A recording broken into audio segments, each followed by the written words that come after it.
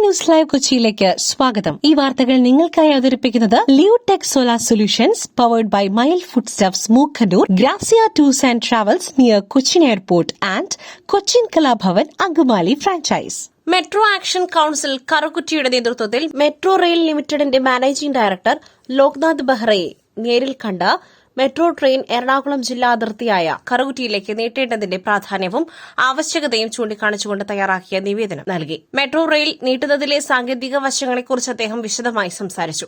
ആവശ്യമായ എല്ലാ നടപടികളും അദ്ദേഹത്തിന്റെ ഭാഗത്തുനിന്നും ഉറപ്പു നൽകി. ഏറെ സൌഹാർദ്ദപരവും വിവരാധിഷ്ഠിതവുമായിരുന്നു കൂടിക്കാഴ്ച.